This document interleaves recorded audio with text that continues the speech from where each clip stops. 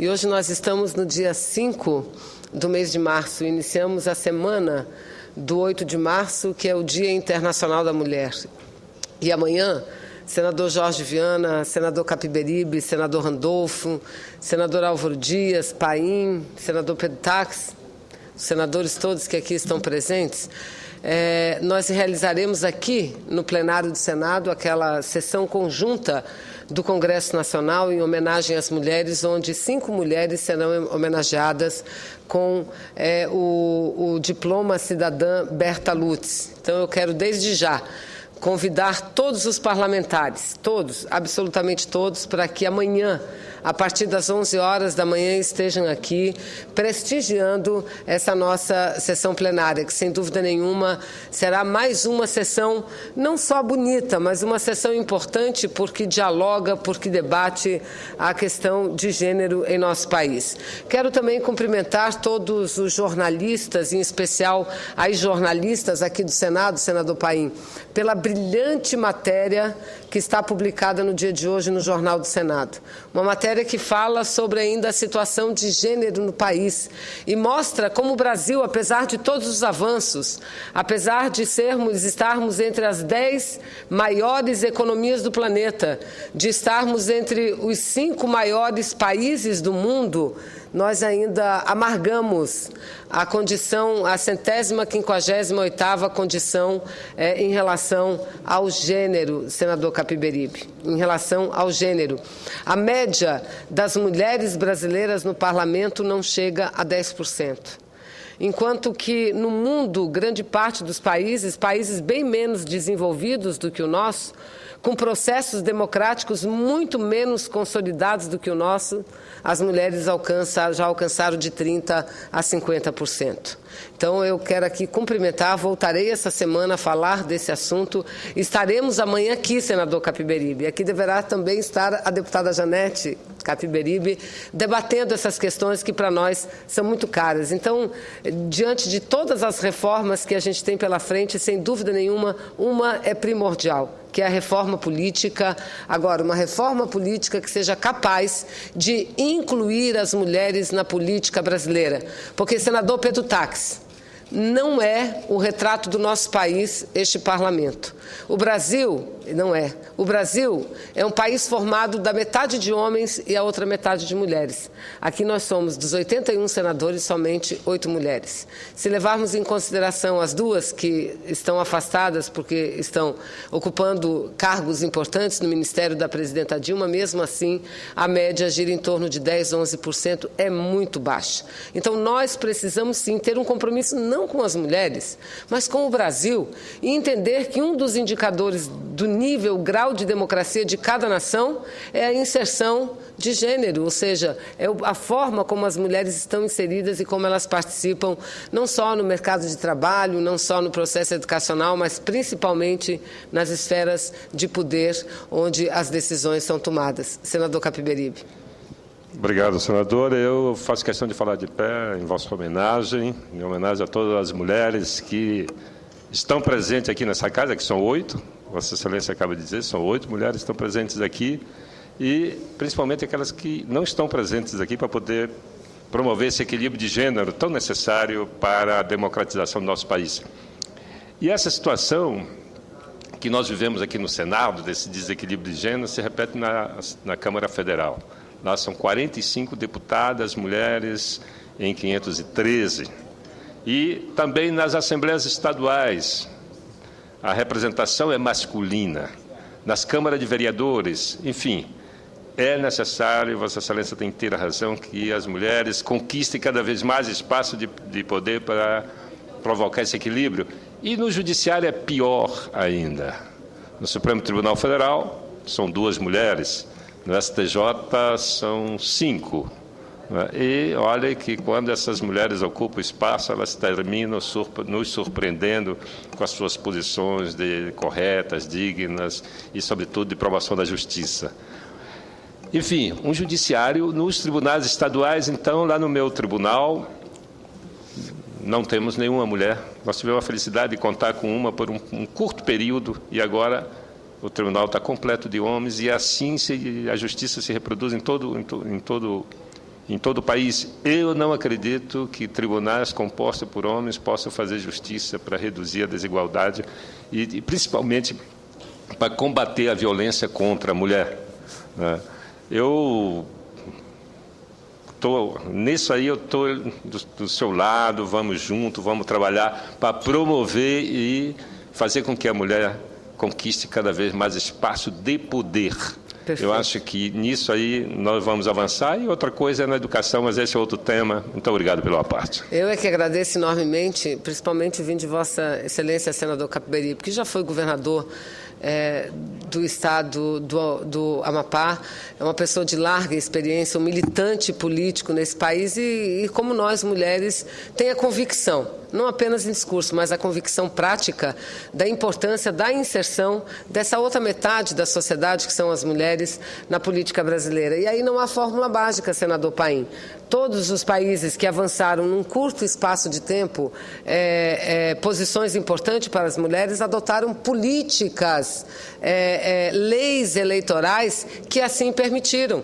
Por exemplo, vota-se, na maioria dos países onde as mulheres ocupam de 30% a 50% das vagas, a votação ocorre em lista e com a alternância entre homens e mulheres. É assim que nós precisamos fazer para que essa casa seja, de fato, o espelho da sociedade brasileira. Mas eu venho à tribuna hoje, senhor presidente, também para falar de um assunto ligado às mulheres brasileiras, em especial às mulheres do meu estado do Amazonas e da alegria de nós, as mulheres amazonenses e a sociedade amazonense como um todo, de poder vir hoje e trazer essa tão boa notícia para o Brasil inteiro. Ontem eu tive a alegria de participar juntamente com secretárias de Estado, com várias representantes de movimentos feministas do estado do Amazonas, de uma reunião com o governador Omar Aziz. E, na ocasião, a reunião de ontem, ela foi marcada especialmente, unicamente, para debater a campanha de todas nós, mulheres brasileiras do mundo inteiro, a campanha e a luta contra o câncer de colo de útero. E chegamos ao governador, que sabia perfeitamente da pauta, para mostrar a ele as alternativas, não é? E por conta de que o Amazonas não só é o maior estado do Brasil, mas é também, senhor presidente, é o estado que tem a maior incidência de câncer de colo de útero entre as mulheres. O Amazonas é o que tem o maior número de casos, Manaus é a capital em casos de HPV, que é o papilomavírus humano que causa o câncer de colo de útero. E, na ocasião, senhor presidente, para nossa satisfação, para nossa plena satisfação, o governador, depois de ter ouvido, lá estava o secretário, doutora Alicrim, de Saúde, médicas, doutora Mônica, vários outros profissionais, depois de ter ouvido a todos a respeito do assunto que ele já vem estudando há algum tempo, ele anunciou que em breve, possivelmente, isso acontecerá na próxima sexta-feira, dia 8, deverá anunciar que o estado do Amazonas garantirá na rede pública de saúde para todas as meninas entre 11 e 14 anos de idade a vacina do HPV. Ou seja, uma notícia que ele deverá fazer ainda, digo deverá porque estudos últimos estão sendo realizados ainda até a próxima sexta-feira, quando ele deverá anunciar. Mas a ideia do governador é seguir o exemplo do Distrito Federal, aqui de Brasília, que foi o pioneiro no Brasil, mas eu acredito que até a vacinação sendo implantada no estado do Amazonas será mais significativa. Repito, não só pelo contingente populacional ou por ser um estado de difícil acesso, um estado muito grande, mas até por essas razões. Por ser, senador Capiberibe, de difícil acesso, os nossos municípios é o estado campeão na incidência do câncer de colo de útero. Infelizmente, esse é um título que nós carregamos conosco. Entretanto, penso que com a decisão tomada pelo governador, em breve nós estaremos mostrando a todo o nosso país e ao mundo como é possível, sim, mudar as estatísticas. Basta apenas uma decisão política. Nós sabemos de todas as dificuldades que o Estado deverá enfrentar por conta de sua dimensão continental e da necessidade de um bom preparo dos profissionais, tanto da área de saúde quanto da educação, que deverão aplicar e ser responsáveis por esse programa. Mas eu não tenho dúvida nenhuma, senhor presidente, que o passo que o governador deu ontem e nos comunicou a todos nós o que fará publicamente no próximo dia 8, é um passo muito importante, não só para o Amazonas, mas para o Brasil como um todo. Os dados, senador Jorge, Vossa Excelência, que foi governador do Acre, eu aqui digo que o governador, numa reunião do Amazonas conosco no dia de ontem, tomou a decisão também de implantar no estado do Amazonas a gratuidade, ou seja, a vacina do HPV contra o câncer de colo de útero gratuita na rede pública de saúde. De acordo com o Instituto Nacional do Câncer, a estimativa para o ano passado foi em torno de quase 18 mil novos casos e uma boa parte deles, quase 1.000, registrados no estado do Amazonas, sendo que lá nós tivemos mais de 170 mortes, uma morte que poderia ser plenamente evitável, porque o câncer de colo de útero, diferente de outro tipo de câncer, é um câncer que demora a se manifestar, ou seja, dando tempo para que haja efetivamente a prevenção. Entretanto, fazer prevenção não é fácil. E fazer prevenção no Amazonas é mais difícil ainda. E nós sabemos, senhor presidente, todos sabem, do ponto de vista científico, e a doutora Mônica Bandeira de Mello, que aqui eu quero render a quem eu rendo minhas homenagens, que tem liderado há muitos anos no Amazonas a luta contra o câncer de colo de útero, foi a primeira pessoa que me procurou para que eu apresentasse um projeto de lei, e assim o fiz em 2007, quando era deputada federal. Apresentei o primeiro projeto da Casa prevendo a obrigatoriedade na rede pública, ou seja, no Sistema Único de Saúde, da vacina contra o câncer de colo de útero. E o HPV, senhor presidente, ele provoca a doença, que é uma doença sexualmente transmissível, que é a mais comum no mundo e que, repito, dependendo dos casos, evolui até o câncer e, quando não tratado a tempo ou com clareza, com certeza, leva ao óbito. Só no Amazonas, repito, foram em torno de 180 mortes somente ano passado. E o HPV, diferente do que muitos pensam, não causa apenas o câncer de colo de útero. A maioria do câncer que causa é sim de colo de útero, mas causa também o câncer de pênis, o câncer de ânus, o câncer da vulva e até o câncer bucal, senhor presidente.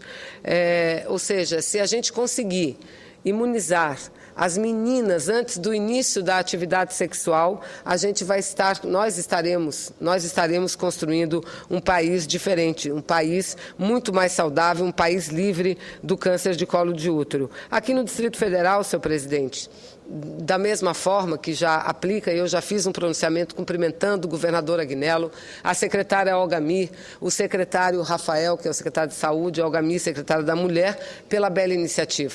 Então, além do Distrito Federal, dos 5.500 municípios brasileiros, somente 16 adotam a vacina como uma política pública. E com a entrada do governador Omar Aziz, do estado do Amazonas, também na política da vacinação gratuita, eu não tenho dúvida nenhuma que nós estamos dando um largo passo, senador Jorge Viana, um largo passo para que essa seja uma conquista não das meninas amazonenses, não das meninas candangas, tampouco das meninas que vivem nos 16 municípios que adotam a vacina, mas o que nós queremos é que essa vacina seja um direito de todas as mulheres, de todas as meninas brasileiras, senhor presidente. O Ministério da Saúde elaborou um longo estudo que mostra a efetividade dessa vacina. Aliás, são 2 disponíveis no mercado e, se fossem adquiridas em larga escala, poderia haver não só um barateamento significativo, mas, quem sabe, até uma transferência de tecnologia. Então, eu concluo meu pronunciamento, senhor presidente, com muita esperança de que a Câmara de Deputados, nesse mês de março, aprove o projeto 238 de minha autoria, que trata da vacinação do HPV. Então, cumprimento as mulheres, o governador do Amazonas, por essa bela conquista que nós tivemos no dia de ontem, que brevemente nossas meninas todas serão vacinadas e ficarão imunes ao câncer de colo de útero. Muito obrigada, senhor presidente.